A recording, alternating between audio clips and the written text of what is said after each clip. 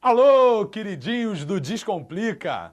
Cá estamos para mais um módulo, mais um passo nessa larga caminhada que temos pela frente, cumprindo com todos os conteúdos de biologia, fazendo você gabaritar a parte de natureza do Enem. É esse o objetivo. O módulo de hoje é um módulo sobre hormônios vegetais, é um módulo sobre fito-hormônios. Porque quando a gente pensa em histofisiologia vegetal, a gente pensa em vários tecidos vegetais, como os tecidos meristemáticos, parenquimáticos, de transporte, de revestimento.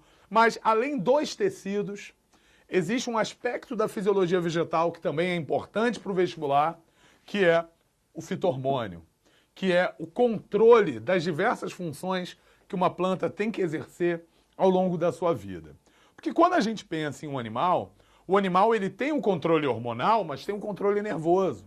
Um controle rápido, que vai permitir a esse animal interagir de forma rápida com o meio ambiente.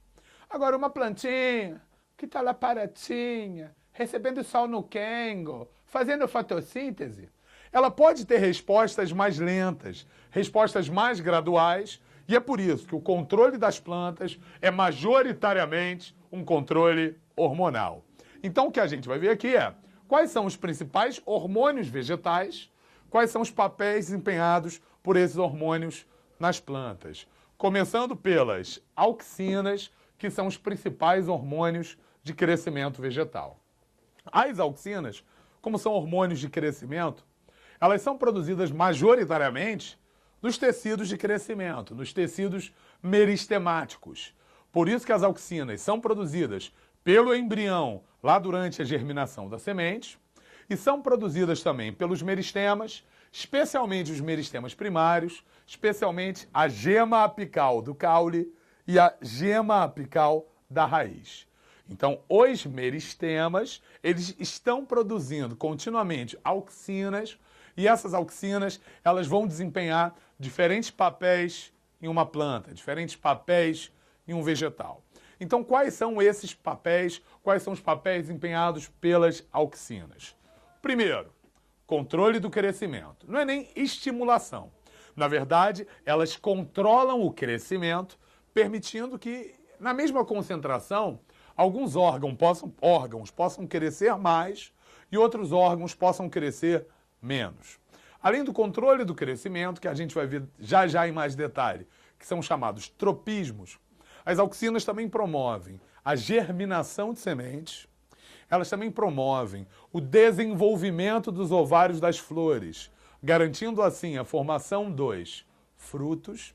E além disso, elas garantem que quando uma planta, ela de repente, ela recebe mais luz, que ela possa investir muito mais num crescimento vertical do que na emissão de ramos laterais. A gente chama esse crescimento vertical acelerado de estiolamento. E o estiolamento também é um papel das auxinas. Então vamos lá, relembrando. O que a auxina faz?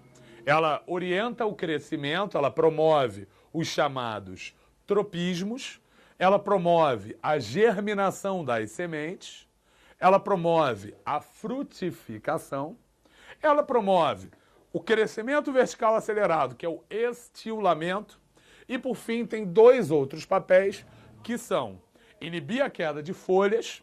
Então, enquanto as folhas têm muitas auxinas, essas folhas elas são mantidas, elas não caem.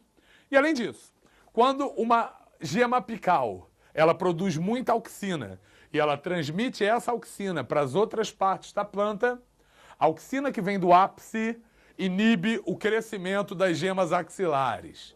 É um processo chamado dominância apical. E é por isso, por exemplo, que muitas pessoas que fazem podas nas plantas para evitar que elas cresçam muito para o alto, por exemplo, produtores de goiaba, de laranja, que querem que sempre os frutos estejam ao alcance das mãos, eles cortam a gema apical para que haja essa ramificação lateral e para que assim a planta não cresça para o alto, mas sim se ramifique lateralmente. Então, acho que deu para entender que as auxinas elas têm as mais diversas funções.